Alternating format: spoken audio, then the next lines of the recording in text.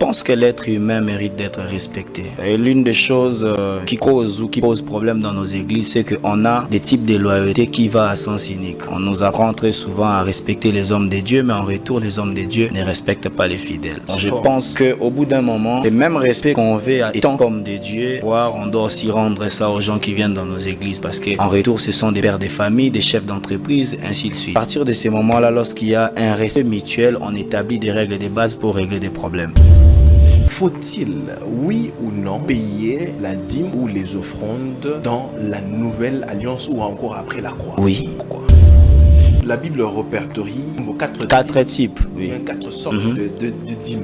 Mais maintenant, où est-ce que nous trouvons dans les Saintes Écritures, dans l'Ancien ou comme dans le Nouveau Testament, où il faut payer la dîme chaque mois? Comment est-ce qu'aujourd'hui, c'est une tradition ou une coutume? Aujourd'hui, on doit payer la dîme chaque mois. Alors, vous savez, je ne peux pas répondre à cette question. Y a-t-il une disposition dans le Nouveau Testament, un verset qui autorise, ou bien les apôtres ou encore, voilà, qui demande de relever la dîme dans l'église? L'appel aujourd'hui dans les églises, venez s'aimer, parce que vous aurez des bénédictions, vous serez bénis, vous aurez le mariage, ainsi de suite. Venez avec $100, venez avec $50, donnez à Dieu.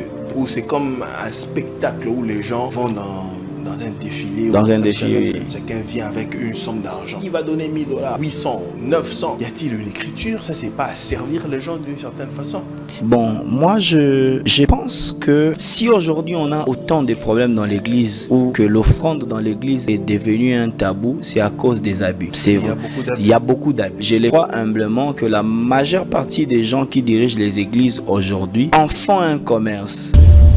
Vous savez, aujourd'hui, lorsque vous regardez l'église ressemble à un théâtre. C'est un endroit où vous retrouvez la majeure partie des gens qui pensent perdre espoir dans la vie. L'église n'est pas un endroit où on retrouve des gens qui ont raté leur vie. L'église doit être la plus haute institution où on trouve les intellectuels, on trouve des personnes. Mais regardez à quoi ressemble l'église. À un cirque aujourd'hui. Les gens qui n'ont pas de mari viennent chercher les maris à l'église. Les gens qui ne sont pas bénis viennent chercher la bénédiction à l'église. Les gens qui n'ont pas de travail viennent chercher ça à l'église. Et comment vous voulez qu'un escroc ne puisse pas tirer la fibre de votre malheur pour vous incliner à donner des choses pensant que vous allez recevoir des choses en retour? Est-ce que c'est sérieux pour quelqu'un de venir chercher le travail en priant? C'est sérieux ça? Vous pensez que ça c'est bien? Si tu veux chercher du travail, un diplôme, aie des compétences, va frapper à des portes, après viens prier. Aujourd'hui, on a des gens pour déposer les CV dans des entreprises, ils viennent déposer ça sur la chaire avant même de déposer dans les entreprises.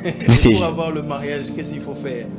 Ils viennent prier Dieu. Celle qui veut avoir le mariage. Vous avez des gens, ils viennent prier, Seigneur, donne-moi un mari. Mais dis avant de prier pour demander quelqu'un de bien, est-ce que tu t'es rassuré d'être quelqu'un de bien? Vous avez les gens qui causent le plus de problèmes dans les mariages, ce sont nos sœurs qui sont dans les églises. Ah, la majeure partie. La majeure partie. C'est des gens qui n'écoutent pas leur mari sous prétexte qu'ils écoutent Dieu mieux que leur mari. Sous prétexte qu'ils écoutent mieux les instructions du pasteur mieux que les instructions de leur mari. Il faut pas oublier, Dieu est d'abord un Dieu d'ordre et un Dieu des familles. Donc si dans une famille il y a un mari, l'autorité c'est le mari. Le Saint-Esprit ne peut pas outrepasser l'autorité du mari pour venir parler ou donner des ordres de désobéissance à une femme. Dieu est un Dieu d'ordre. Et aujourd'hui on a des jeunes sœurs qui ne travaillent pas sur elles, mais elles pensent que le mariage est les fruits de la foi, alors que le mariage c'est les fruits du comportement et de beaucoup de choses, l'humilité et tout, du caractère. C'est ça les vrais problèmes. Les choses qu'on doit chercher en ayant un bon caractère, on va les chercher dans la prière. Et quand vous avez un escroc qui comprend, il sait que ça là, ça ne demande pas la prière, ça demande un bon caractère. Qu'est-ce qu'il fait? Il tire la fibre et il vous donne l'espoir.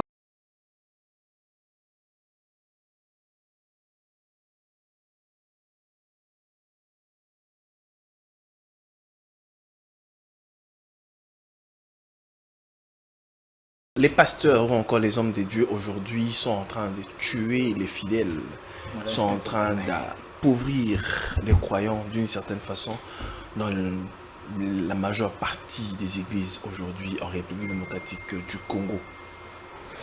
C'est une situation calamiteuse, une situation compliquée qu'il faut regarder de plus près. C'est pourquoi nous nous sommes donnés cet engagement de pouvoir éclairer les enfants de Dieu au moins de cette émission par les Écritures. par la parole de Dieu, nous apportons la parole de Dieu. Nous apportons les éclaircissements. Nous venons éclairer les enfants de Dieu. Parce que beaucoup n'arrivent pas à lire ou encore à comprendre, à saisir. Parce qu'il y a certains sujets qui ne sont pas abordés dans les églises. Parce que les pasteurs veulent rouler les fidèles dans la farine d'une certaine façon. Alors, ici, on veut apporter la parole de Dieu en toute transparence, sans gants. Voilà, cette saine doctrine-là est apportée ici sur notre plateau d'une certaine façon. Nous apportons l'évangile avec les éminents serviteurs de Dieu que nous recevrons sur ce plateau. Aujourd'hui, nous recevons un homme de Dieu, une personne qui se bat pour cet évangile, pour apporter la vérité qui n'est plus à présenter. Il a toujours été sur ce plateau. Il est aujourd'hui, il nous fait l'honneur d'être là. Oui, c'est le prophète John Kita qui est avec nous. Un homme intelligent, un homme de Dieu sage, à qui je dis bonjour et bienvenue, prophète John. Bonjour, monsieur Gilles. Ravi de vous revoir. Tout va bien et l'œuvre du Seigneur, ça évolue? Très bien, par la grâce de Dieu. Très bien. Alors, prophète John, avant de pouvoir commencer notre émission de manière proprement dite, parce que l'Église est en train de traverser une période, je dirais, assez compliquée et assez difficile. Les jours passés, nous avions vécu une scène qui a laissé les gens qui a fait perdre en fait les gens les mots à dire. Dans une église où un homme de Dieu qui a chassé son fidèle Dieu de la chair pour cause, soi-disant, d'infidélité ou encore cette personne, ce fidèle-là, a usurpé de l'autorité, se passant comme être pasteur associé de son église et allant prendre la femme d'autrui. Vous, en tant que responsable d'une grande communauté, d'une église, est-ce des pratiques pareilles, même si la personne commettait une bourde? Est-il possible, selon les Écritures, la marche à suivre, de démettre ou encore de chasser un fidèle, une brebis de l'église? Bon, personnellement, j'ai pas eu connaissance de ce que vous êtes en train de me dire. Des fois, moi, je suis pas trop télévision. Des fois, c'est mes équipes qui m'informent des choses qui se passent un peu dans l'église. Et malheureusement, on m'a pas informé de cela. Je pense, avant même d'aborder dans un sens biblique la chose, je pense que l'être humain mérite d'être respecté.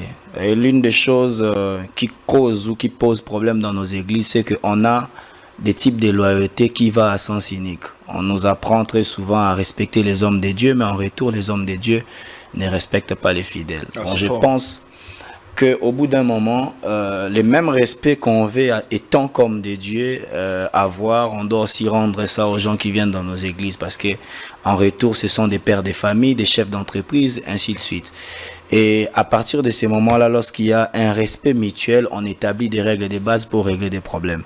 C'est-à-dire, si aujourd'hui on a un problème et qu'on est face à un responsable, il y a une manière de régler des problèmes, parce que, vous savez, des fois les gens n'ont pas besoin de savoir tout ce qui se passe dans nos églises. Il y a de ces choses qu'on est appelé à en régler en secret.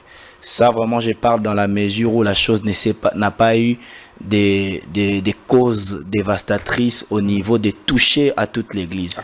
Oui, mais quand la chose arrive au niveau de toucher à l'église, à la réputation du responsable de l'église, en ce moment-là, la chose doit être révélée de tous pour que l'ange de l'église soit dédouané de la chose. Parce que des fois, étant responsable d'une église, quelqu'un peut faire quelque chose de mal, ça nous revient toujours. Et je pense que cet homme de Dieu-là avait suffisamment de raison, dans un sens, de faire ce qu'il a fait sans pour autant savoir si c'est qui est entré dans les détails. Mais je pense que s'il est arrivé à ces des conclusions pour faire ce genre de choses, il avait raison. Mais personnellement, si c'était moi, j'aurais agi différemment. Mais si vous dites qu'il a raison, très cher homme de Dieu, parce qu'on a vu directement l'affaire, on dirait que c'était une affaire assez fraîche. c'est-à-dire ça venait à peine avoir lieu. La démarche, selon la parole de Dieu, où le Seigneur Jésus-Christ dit, va voir ton frère quand il a péché. C'est-à-dire que quand par exemple quelqu'un commet une faute ou bien une erreur, on va le voir. Bien sûr. Et si il continue, il persiste sur sa faute, on vient encore lui parler. Jusqu'à la troisième fois, si la personne n'écoute pas à ce moment-là, on peut maintenant aller chez d'autres personnes. D'autres personnes, exactement. Mais est-ce que cette démarche-là a été faite pour arriver à... Moi, j'appelle ça de l'humiliation. Cette personne-là est un chef de famille. Mais exactement. Et, un père de famille, voilà, un époux. Mais est-ce que cette façon-là, combien même la personne aurait fait certaines choses très mal? Bon, moi je suis pas dans les coulisses de l'église, je sais pas ce qui s'est passé.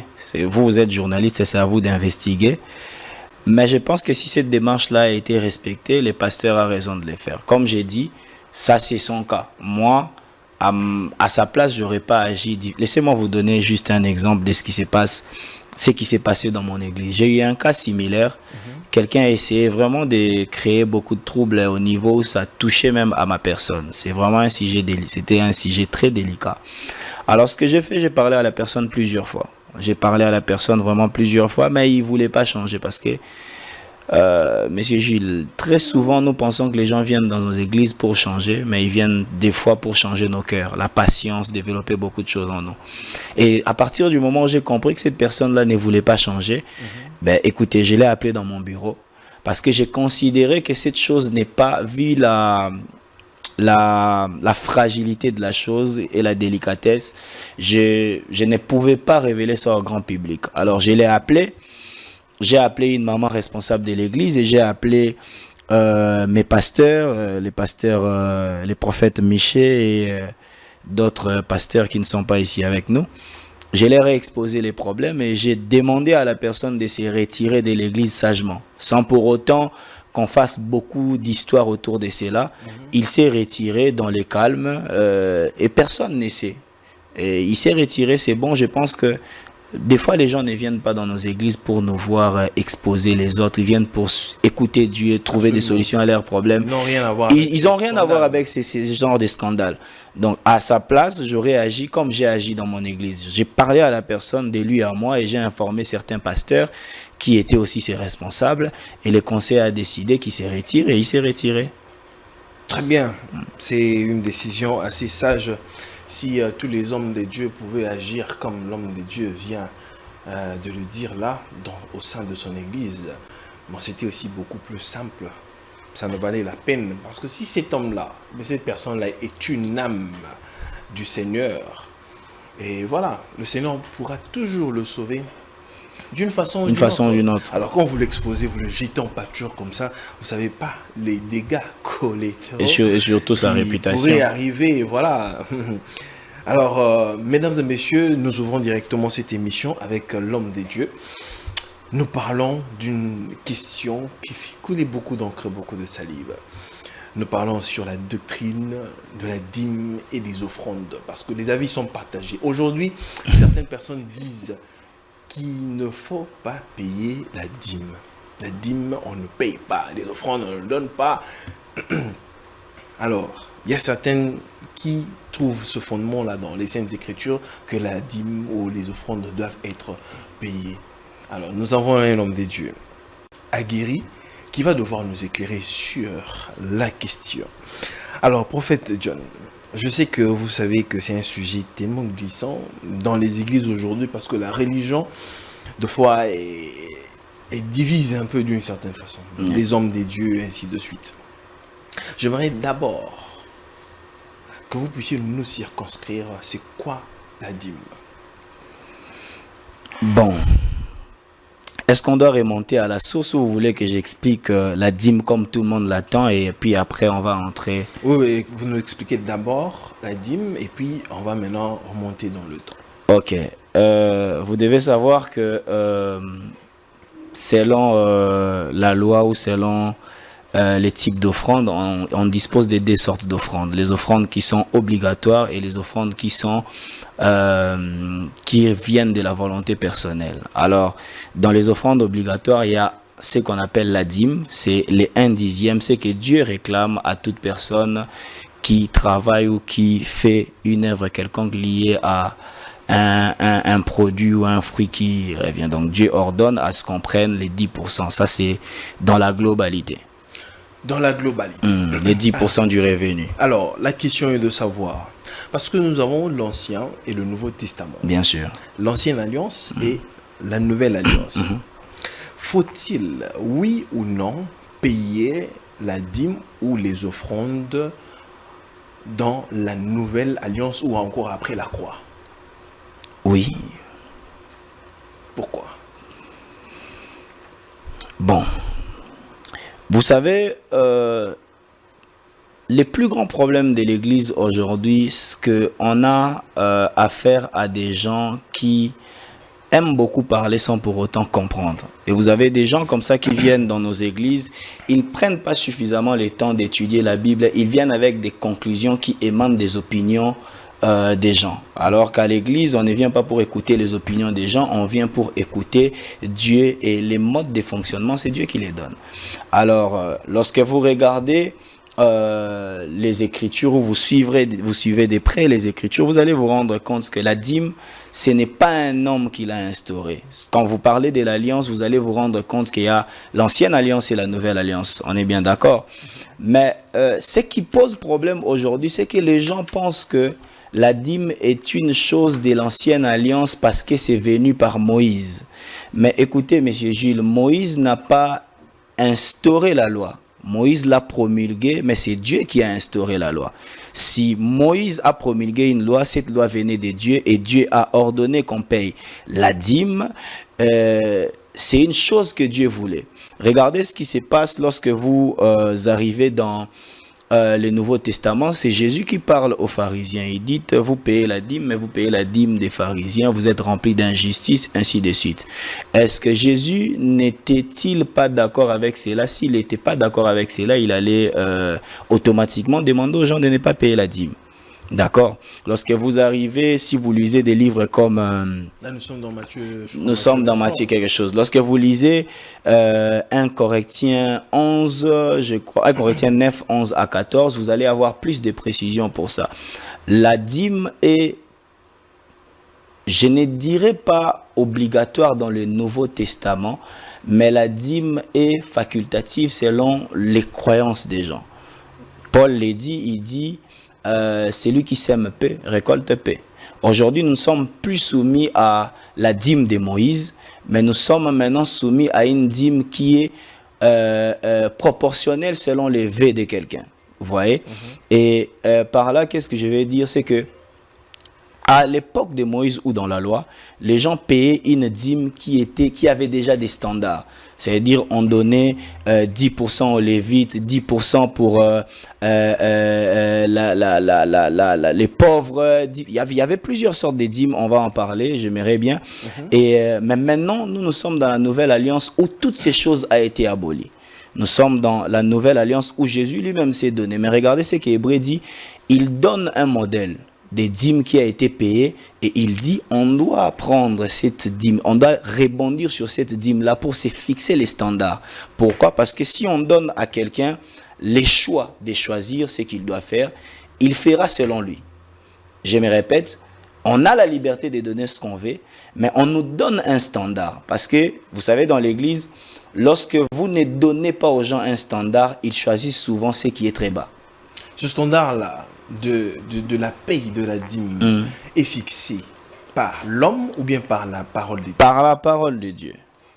Il y a une écriture qui stipule, qui est le standard ou bien le seuil de ce qui doit être payé. Ok, revenons, prenons exemple. Voilà, prenons Nombre 18, 26. La Bible est en train de parler de... Vous me permettez de lire pour éclairer les gens. Nombre 18, 26.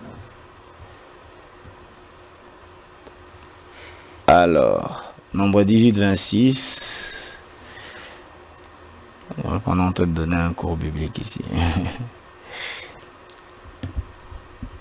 La Bible dit, tu parleras aux Lévites et tu leur diras, lorsque vous recevez des enfants d'Israël la dîme que je vous donne de leur part comme votre possession, vous en prélèverez une offrande pour l'Éternel, une dîme de la dîme. Et on entend parler de la dîme, c'est un dixième. Voilà. La dîme. Une coutume ou une tradition? Une coutume ou une tradition? Je ne pense pas que c'est une coutume, je ne pense pas que c'est une tradition, mais je pense que c'est un acte de foi. Un acte de foi. Parce que, vous dites que, parce que selon la croyance, avant d'arriver à cette question ici, prophète John, j'aimerais d'abord que vous puissiez me dire combien de dîmes avons-nous selon la Bible, selon la parole de Dieu? Ok. Lorsque vous analysez les Écritures, vous allez vous rendre compte que la dîme étymologiquement veut dire maser. Maser qui veut dire la 10e partie des. Et les Israélites donnaient dans la Bible plus de 10% de la dîme. Ils arrivaient, je crois, à 23 ou 25% si mes calculs sont bons. Vous avez la dîme de Lévi. La dîme de Lévi, c'était les 1/10 qu'on donnait aux Lévi. C'était pour les sacrificateurs. Il fallait nourrir les sacrificateurs, il fallait prendre soin d'eux. Et cet argent, on les prélevait de la dîme. Et il y avait ce qu'on appelle la dîme des dîmes. La dîme des dîmes, c'est la portion que les sacrificateurs lui-même prenaient dans ce que les gens avaient donné et ils donnaient à Dieu. Et après ça, vous avez la dîme des festivités. La dîme des festivités était les 10% de ce que chacun prenait et il mettait de côté pour que lorsqu'on faisait des fêtes en Israël, qu'il ne manque de rien. Alors, il y avait aussi une dîme qu'on appelait la dîme des pauvres. Cette dîme-là, on donnait cela après 3 ans pour aider les pauvres qui étaient dans l'assemblée ou qui étaient dans la nation. Et lorsque vous regardez, vous analysez toutes ces dîmes-là, vous allez vous rendre compte que ça fait 4 sortes de dîmes. Mais il y a d'autres personnes qui disent, nous avons la dîme d'une année, la dîme de dîme, la dîme de 2 ans, et la dîme de 3 ans et la dîme de 2 ans. Ouais, c'est tout ça, c'est dans ça. Il y a la dîme des 3 ans, c'est la dîme des pauvres. C'est ce qu'on donnait aux pauvres. Mais la dîme des festivités, c'est ce qu'on prenait 10% de chaque année. On mettait de côté pour les festivités. Ça, c'est la dîme d'une année. Maintenant, la dîme des Lévi, c'était ce qu'on donnait chaque mois. Parce que les sacrificateurs devaient subvenir à leurs besoins. Et ils avaient des charges, c'est comme ça que Dieu dit que les Lévis auront leur portion dans... ils n'auront pas de part dans l'héritage si ce n'est que le sacerdoce, la part du sacerdoce. C'est ça la dîme qui leur revenait pour prendre soin de leur famille. Alors, prophète John, parce que la Bible répertorie 4 types, oui. 4 sortes de dîmes. Mais maintenant, où est-ce que nous trouvons dans les Saintes Écritures, dans l'Ancien ou comme dans le Nouveau Testament, où il faut payer la dîme chaque mois? Parce que c'est sur base de quoi? Ici, on parle de la dîme d'une année, la dîme des dîmes, la dîme de 2 ans et la dîme de 3 ans. Ouais, exactement. Alors, comment est-ce qu'aujourd'hui, c'est pourquoi j'avais posé la question, la dîme, c'est une tradition ou une coutume? Aujourd'hui, on doit payer la dîme chaque mois, chaque mois. Alors, vous savez, je ne peux pas répondre à cette question sans remonter à l'histoire de la dîme. La première fois qu'une dîme a été faite, c'était par Abraham. Lorsque vous lisez Genèse 14, 20, c'est la première fois qu'Abraham fait une dîme. Personne ne l'oblige à faire une dîme, mais Melchisédek vient vers lui, il donne la dîme. Cette dîme-là, elle était volontaire. Et je tiens à préciser qu'à l'époque d'Abraham, il n'y avait pas de roi. D'ailleurs, là, quand vous allez chez Abraham, ça clôt le débat directement. Non, laissez-moi aller. Je vais arriver. Je vais arriver, ne vous inquiétez pas. Et Abraham donne une dîme qui est volontaire. Ça veut dire que personne ne lui demande quoi faire, personne ne lui demande quoi donner et tout. Et à l'époque d'Abraham, on n'a pas de rois. Si on n'a pas de rois, on n'a pas de lois, on n'a pas de juges, on n'a pas un modèle. Les gens marchent selon les modèles que Dieu les donne. Ils posent surtout les actes des foi. Ils donnent selon, ou ils font des actes des fois selon que Dieu les inspire ou selon la croyance qu'ils avaient avec leur Dieu. Et lorsque vous arrivez vous lisez Lévitique, vous lisez Deutéronome, à cette époque-là, Moïse sort déjà les peuples. Et il y a un modèle que Dieu commence à donner parce qu'en ce moment-là, il y a le temps d'assignation, il y a tout ce qu'il y a avec, et Dieu instaure un modèle et les modèles se retrouvent dans la loi. Et puisqu'on parle de la loi a toujours été sur mesure, a toujours été conçue de telle en sorte que les gens doivent respecter. Et à partir de ce moment-là, on commence à parler des 1/10.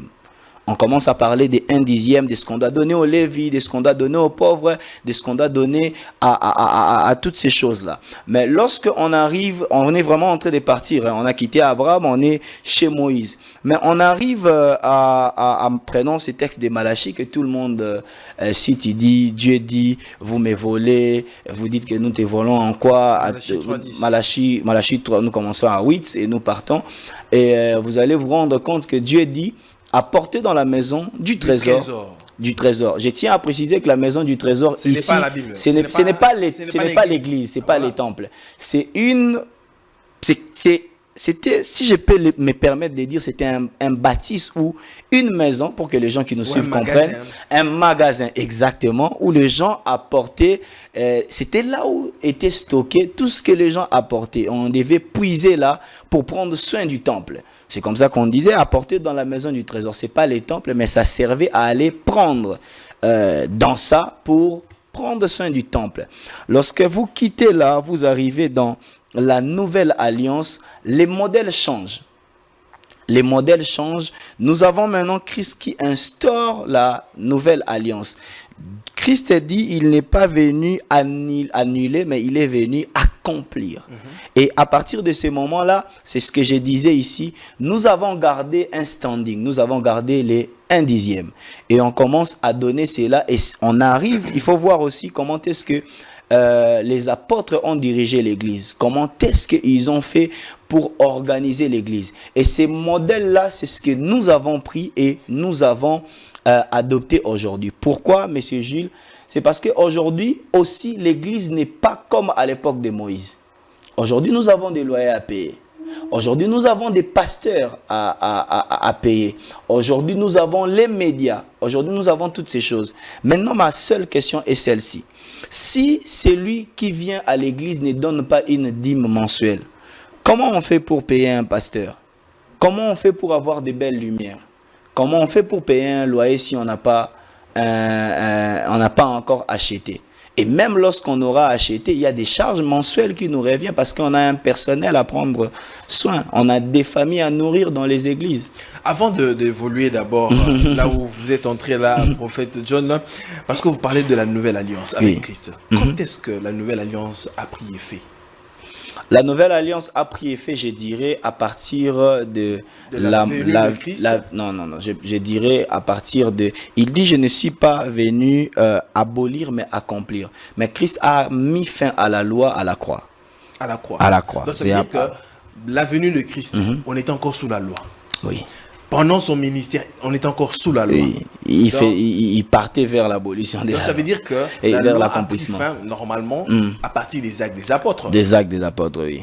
Très bien. Alors, y a-t-il une disposition dans le Nouveau Testament, un verset, qui autorise, ou bien les apôtres ou encore, voilà, qui demandent de prélever la dîme dans l'Église? Je vais prendre un Corinthien. On va essayer de lire ensemble et puis je vais expliquer. 1 Corinthiens combien? 1 Corinthiens 9.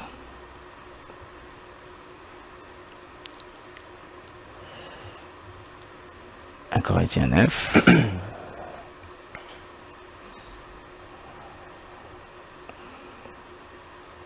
« 11 à 14. Alors, la Bible dit, si nous avons sémé parmi vous les biens spirituels, est-ce une grosse affaire si nous moissonnons vos biens temporaires? Si d'autres jouissent de ces droits sur vous, n'est-ce pas plutôt à nous d'en jouir? Mais nous n'avons point usé de ces droits, au contraire, nous souffrons tous enfin de ne pas créer l'obstacle à l'évangile. Ne savez-vous pas que ceux qui remplissent les fonctions sacrées sont nourris par les temples? Que ceux qui servent à l'autel ont part à l'autel. Que ceux qui servent à l'autel ont part à l'autel. La personne qui écrit ici, je crois que ça doit être Timothée ou Paul, mais je pense que ça doit être Timothée, qui parle, il est en train de dire, il parle à l'église des Corinthes. Quand il fait cette référence, il dit, et c'est Paul plutôt, il dit, ceux qui servent à l'autel ont part à l'autel. Il fait référence à la dîme qu'on payait aux Lévis. Ok. Il fait référence à cela. Il fait référence. Mais ici, ce n'est pas comme une loi, si je veux le dire, ou bien un modèle à suivre qu'il fallait respecter, observer chaque mois. C'est ce que je suis en train de dire. J'ai bien précisé, j'ai dit, il fait référence à la dîme des Lévis. Parce que ceux qui servent à l'autel, on part à l'autel. Et les Lévis prenaient cette portion mensuellement pour leurs besoins et pour ceux qui en étaient des petites choses dans les temples. Je ne sais pas si j'ai répondu à la question. Oui, et il continue, il dit, de même aussi le Seigneur a ordonné à ceux qui annoncent l'évangile de vivre de l'évangile. Ça veut dire quoi, vivre de l'évangile? Il fait toujours référence à cette portion de Lévi.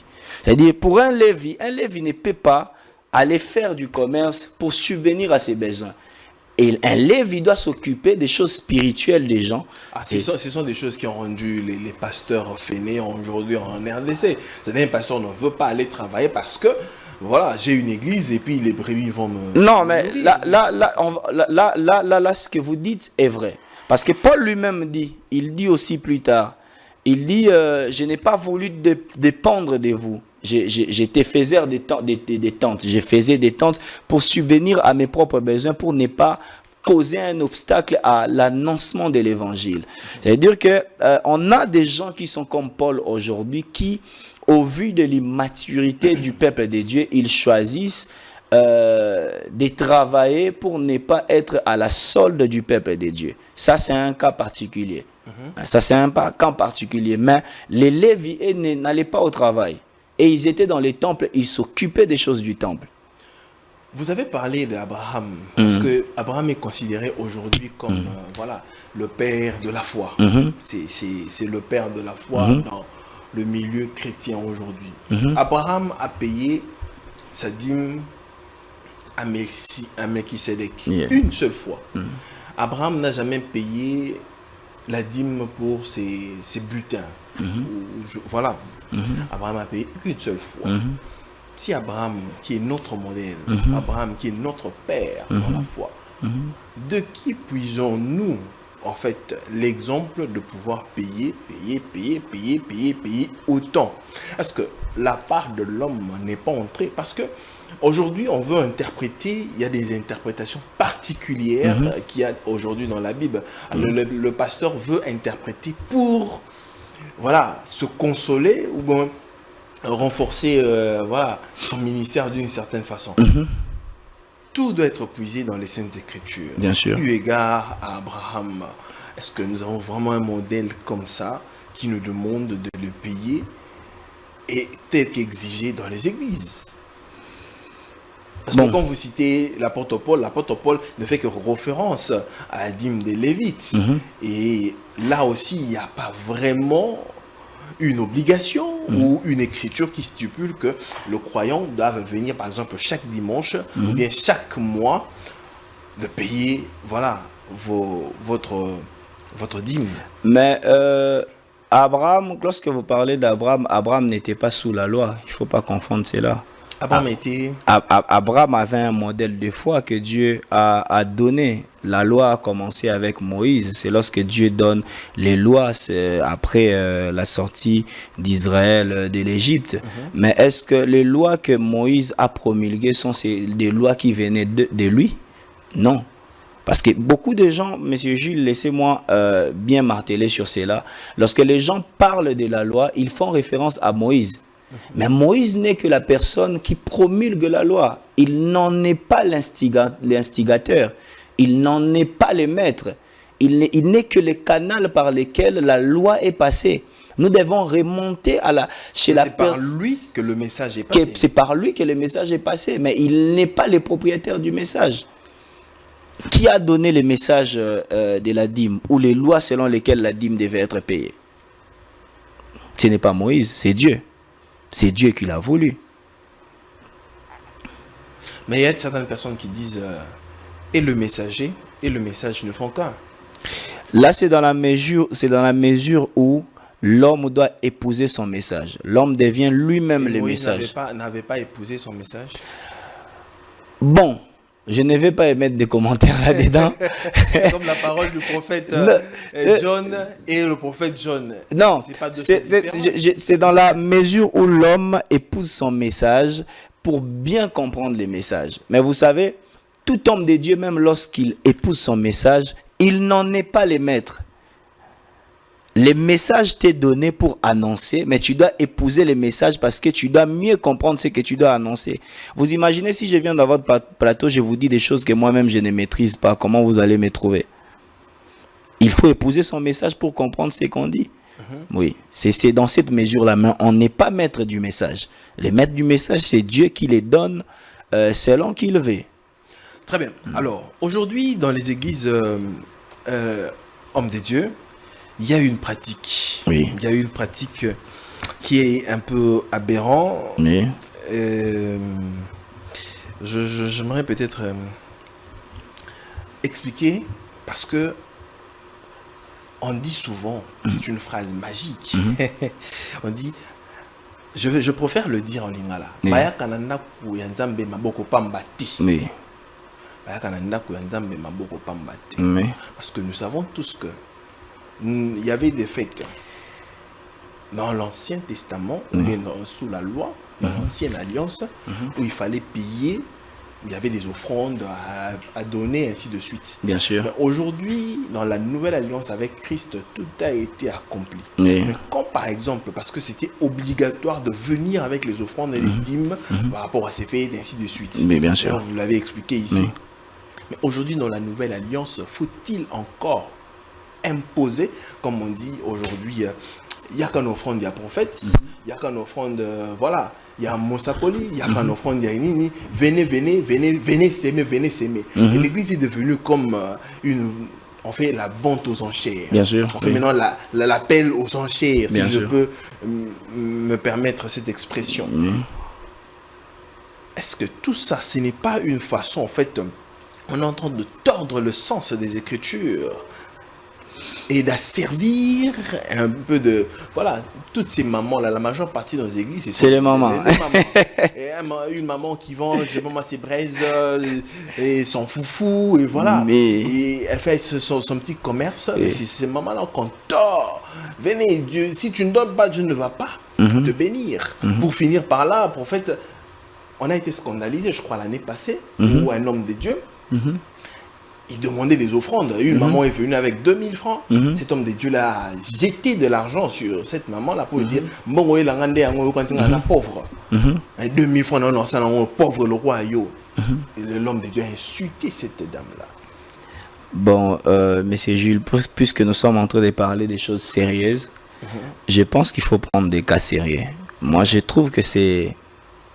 Ce cas-là n'est pas sérieux. Ça, c'est même pas quelque chose qu'on peut retrouver dans l'église. On ne peut pas. On dirait même que ce n'est pas une église sérieuse. Je m'abstiens. Je m'abstiens.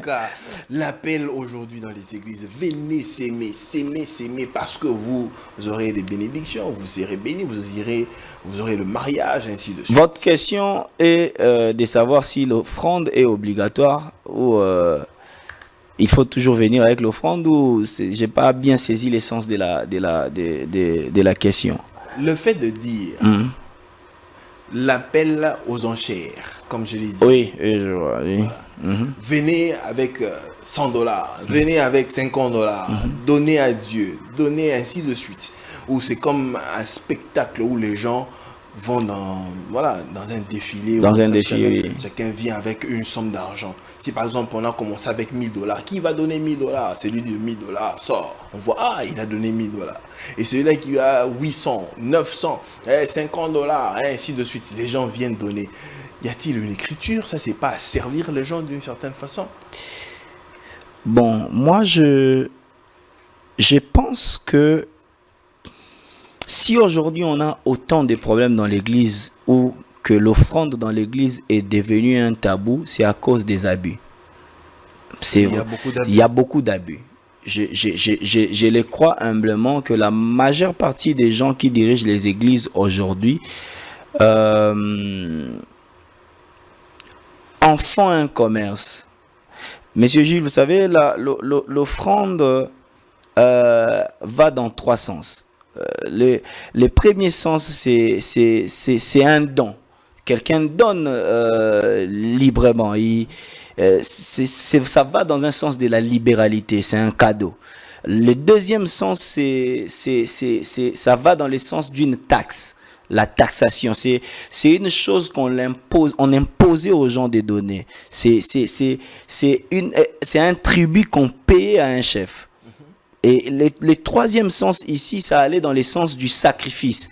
C'est quelque chose qui coûte à quelqu'un. Il les donne malgré lui. Ça pince le cœur, il les donne, il se sacrifie. Et maintenant, à partir de ces moments-là, on doit bien distinguer les choses. Parce que, comme je venais de le dire au début, il y a ce qu'on appelle les offrandes obligatoires, mais il y a aussi des offrandes volontaires. C'est ce que je viens de dire, qui vont dans le sens du don, taxe et autres. Mais maintenant, très souvent, les gens confondent les choses. Exemple, moi, je peux être en train de prêcher et j'ai fait, par exemple, un appel qui vise un acte de foi. J'ai dit, est-ce que quelqu'un peut venir peut-être faire un acte de foi? Chose que j'ai fait difficilement. Je ne dirais pas que je ne l'ai fait pas, mais j'ai fait difficilement. Quelqu'un peut venir faire un acte de foi en donnant, exemple, $1000. Dans ce sens-là, ça va dans un acte de foi. C'est un homme qui est rempli de foi, qui vient les faire librement. Cet acte de foi-là, sur base de quoi? Vous avez une écriture, parce que tout doit se reposer sur une écriture, de John. Oui. Et cet acte de foi, ok, cette personne-là qui va venir avec acte de foi pour donner de l'argent, il va donner sur base de quelle écriture? Moi, je suis seulement touché pour venir donner. Je ne sais pas si c'est Galate qui dit. La Galate dit, faites part de tous vos biens à ceux qui vous enseignent la parole de Dieu. Hein? Je crois que vous connaissez cette écriture-là. C'est combien? Galates 6 qui l'est dit. Alors, je pense que dans ces cadres-là, ce n'est pas de prendre tout ce qu'on a et venir donner à l'homme de Dieu. Non. Je pense juste que la pensée de l'auteur était plutôt de toucher au cœur de la personne. C'est-à-dire que la personne qui pense qu'il peut porter à cœur celui qui l'enseigne, il peut venir donner selon ce qu'il veut. Tous ses biens, ça va dans un sens élargi. Il a un cœur ouvert, il donne. Mais il ne faut pas aussi non plus jouer avec cette fibre pour commencer à pincer les cœurs des gens. Et surtout, moi, j'aime pas dans les églises lorsqu'on dit aux gens, si vous donnez pas, vous serez maudits. Si vous donnez pas, Dieu ne va pas agir. Si vous donnez pas, la parole est claire là-dessus.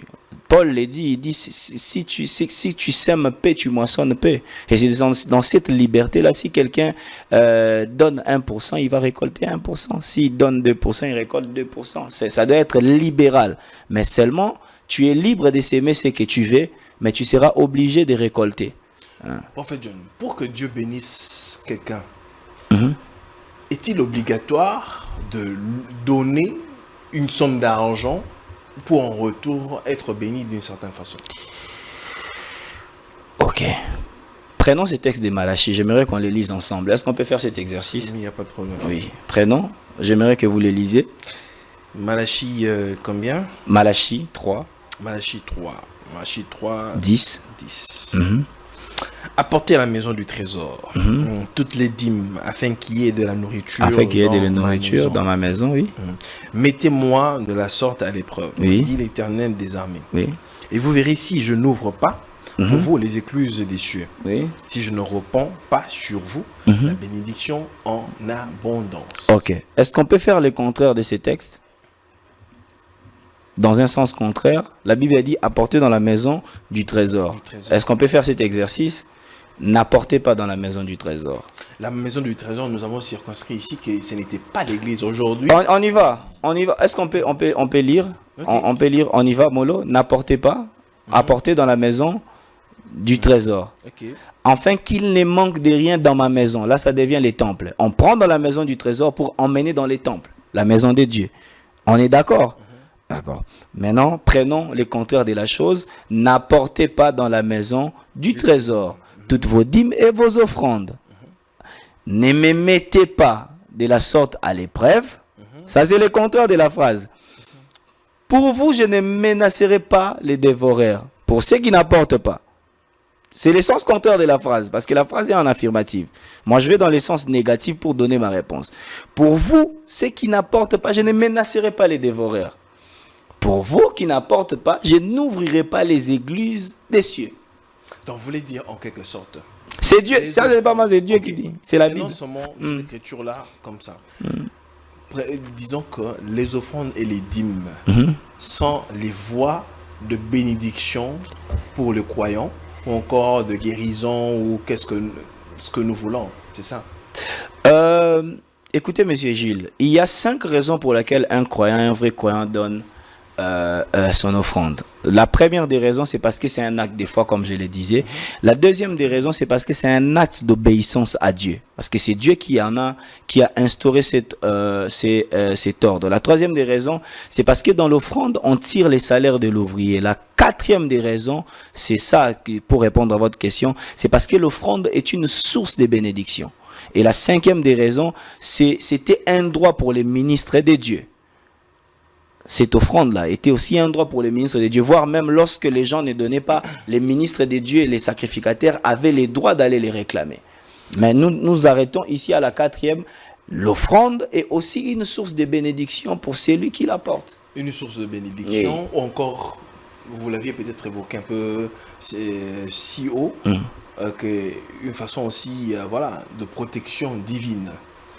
Exactement. J'ai reçu ici sur mon plateau David Izé. Bien sûr. Que je salue. Très bien. Il a dit, dans son témoignage, il dit que quand sa mère était malade, bien sûr, il a prié. Il a donné les offrandes, il a donné les dîmes pour que sa mère revienne. Mais en fin de compte, sa mère est partie. Que dire? Ces dîmes et ces offrandes-là n'avaient pas d'effet. Il y a de ces choses qui relèvent de la souveraineté de Dieu. Ah, ça devient encore de la souveraineté. Non, je prends son cas. Non. Je prends son cas. Il y a des cas qui relèvent de la souveraineté de Dieu. Monsieur Jules, notez avec moi que l'offrande ne force pas la main de Dieu. Parce que si on dit que l'offrande force la main de Dieu, même celui qui... Aujourd'hui, dans les églises, c'est présenté comme ça. Si tu ne donnes pas, tu n'auras pas. Venez donner. Tu es en train de voler. Dieu... Mais il faut que les gens apprennent à lire pour ne pas se faire manipuler. Donc, je reviens dans ce que je disais. L'offrande ne force pas la main de Dieu. Sinon, un tueur viendrait avec son offrande pour forcer Dieu à faire ce qu'il veut. L'offrande n'incline pas la main de Dieu. Dieu reste dans sa souveraineté. Il fait ce qu'il veut, mais des fois, il prend les chemins des principes qu'il a déjà instaurés. Mais il y a des fois, pour enseigner quelqu'un aussi d'autres voies, il choisit de faire selon sa souveraineté. Même quand vous aurez donné les offrandes, même quand vous aurez donné des millions, si la volonté de Dieu était de prendre quelqu'un, il les prendra. Ça relève de sa souveraineté. Ça relève de la souveraineté des dieux, oui. Mais aujourd'hui aussi dans l'église, il y a des pratiques, voilà. Pour voir le pasteur, il faut par exemple remplir, je sais pas moi, une ordonnance ou quoi là. Est-ce que vraiment ça, ce sont des églises, monsieur Gilles? Et il faut payer pour voir l'homme des dieux. Vous avez vu où quelqu'un vouloir voir Christ, Christ a demandé aux gens qui faisaient son protocole ou les gens autour de lui de demander à cette personne de l'argent.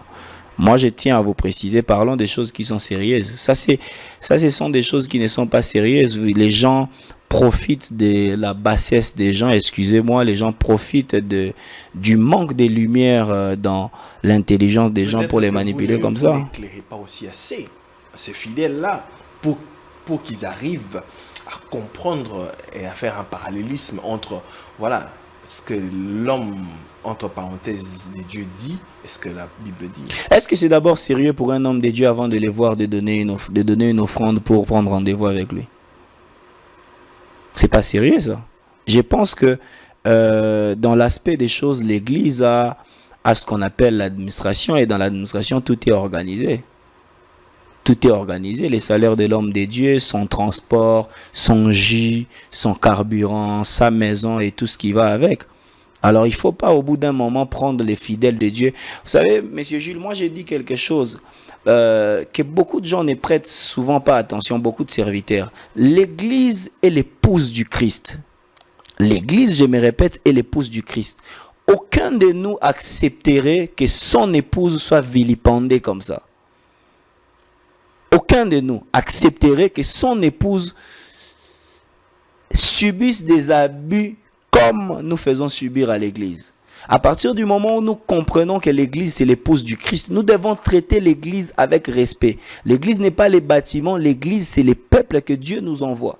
Et un peuple de Dieu qui est devant toi représente l'épouse du Christ. Et il faut prendre ce peuple avec les plus grands sérieux qui existent. Vous ne pouvez pas demander à l'épouse de votre maître, parce que tout serviteur de Dieu est un travailleur dans la maison de Dieu.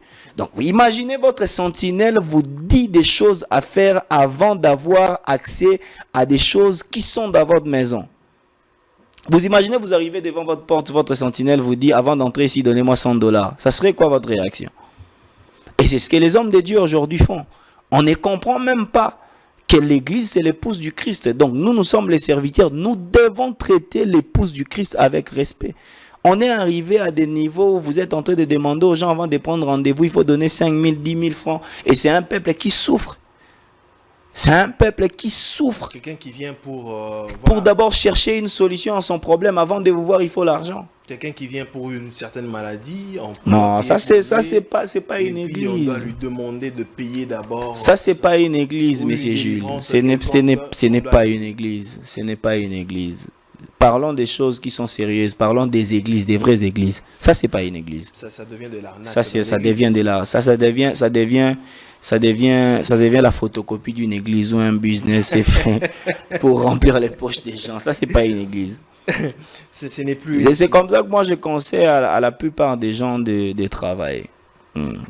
La plupart des gens doivent travailler. Est-ce qu'aujourd'hui, cette affaire ici d'offrande, de dîmes dans les églises, la multiplicité des églises en RDC n'est pas aussi la cause de ça? Parce que bien sûr, bien sûr. Comme j'ai pas de boulot, bon, je vais ouvrir une église et je bien sûr, bien sûr. Vous savez, aujourd'hui, lorsque vous regardez l'église, l'église ressemble à un théâtre.